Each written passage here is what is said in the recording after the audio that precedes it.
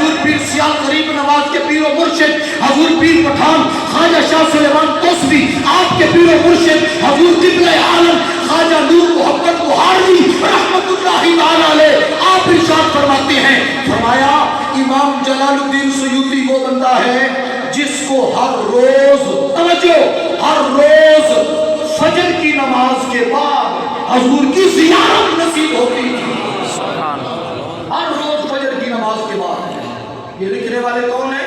حضور قبلہ عالم خواجہ نور محمد بخاری۔ پھر ان کے فرمان کے بعد ہمیں کسی اور کی سند کی ضرورت نہیں جی، ہمارے اکابرین سے، ہمارے اسلاف سے جب ہمیں سند مل جائے تو ہمیں پھر کسی اور حوالے کی ضرورت نہیں۔ آپ فرماتے ہیں ہر روز فجر کی نماز کے بعد حضرت امام جلال الدین سیوطی کو حضور کی زیارت ہوتی ہے۔ شیخ عبدالحق محدث دہلوی ہر روز عشاء کی نماز کے بعد حضور کی زیارت نصیب ہوتی ہے۔ شیخ عبدالحق محدث دہلوی امام جلال الدین سیوطی کو ہر روز فجر کی نماز کے بعد حضور کی زیارت ہوتی ہے، اور جو عشاق ہیں وہ تو تڑپتے ہیں حضور کی زیارت کے لیے، آقا کریم علیہ السلام کی ایک جھلک دیکھنے کے لیے۔ اسی لیے فرمایا الموت جسر یوصل الحبیب الی الحبیب، موت ایک پل ہے، اس پر سے گزر کر آگے یار کی ملاقات ہونے والی ہے۔ سبحان اللہ، سبحان اللہ و بحمدہ۔ حضرت امام جلال الدین سیوطی الخصائص الکبریٰ ایک، دلائل النبوہ حضرت امام بہقی کی دو، حجت اللہ علی العالمین جس کو عرف عام میں جامع المعجزات کہتے ہیں، حضرت امام یوسف بن اسماعیل نبہانی کی کتاب۔ امام یوسف بن اسماعیل نبہانی وہ چھوٹا عالم نہیں ہے، ان کی بیوی کو 21 مرتبہ حضور کی زیارت ہوئی ہے۔ امام نبہانی رحمت اللہ تعالی علیہ، ان کی بیوی کو 21 مرتبہ، خود ان کا اپنا کیا مقام ہوگا۔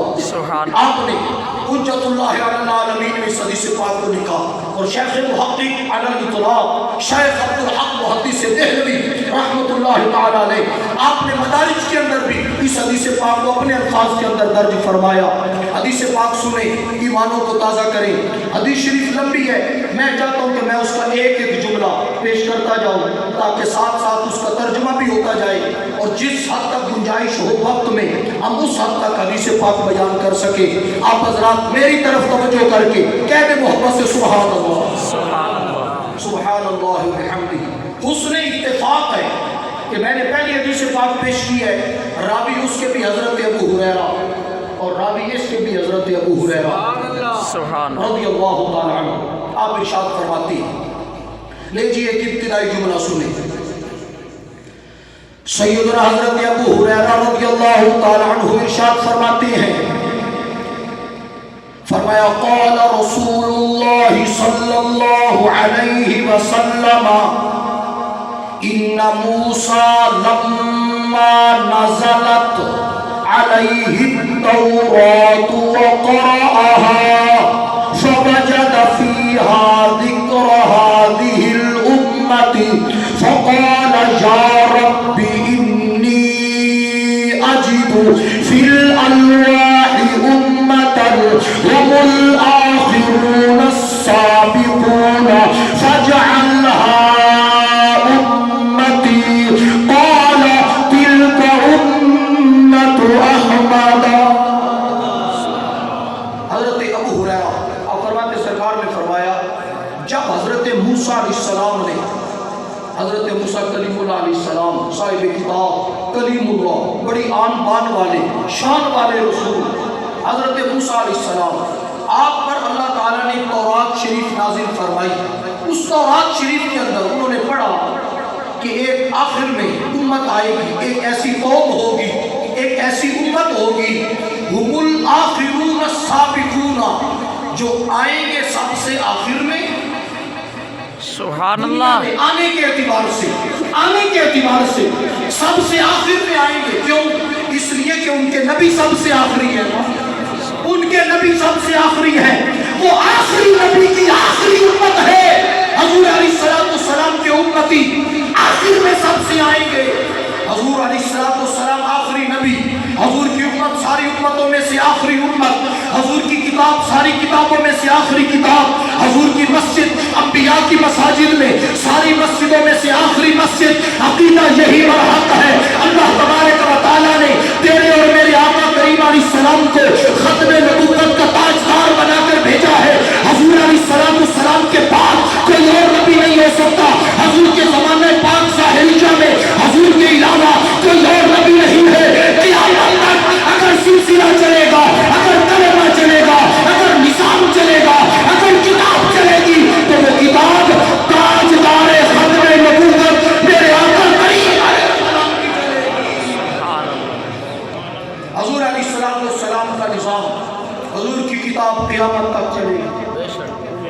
حضور آخری نبی ہے، حضور کے بعد اور نبی کوئی نہیں، بولے حضور آخری نبی ہے، سرکار آخری نبی، کھل کے بولے حضور آخری نبی ہے۔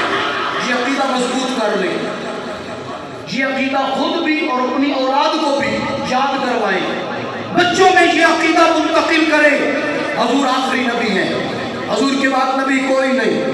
بڑے بڑے فتنے ہیں، بڑے بڑے گمراہ لوگ، بڑے بڑے حضور علیہ السلام کی نبوت کے منکر، لیکن حضور کے غلام اسی بات پر کھڑے ہیں، کیوں؟ اس لیے کہ سرکار نے فرمایا انا لکم مثل الوالد، میں تمہارے لیے باپ کی طرح ہوں۔ حضور روحانی باپ ہے، تو باپ کی طرح جب سرکار ہے، باپ بھی ایک ہی ہوتا ہے، انما انا لکم مثل الوالد، جی سرکار علیہ السلام روحانی طور پر باپ کی طرح ہے۔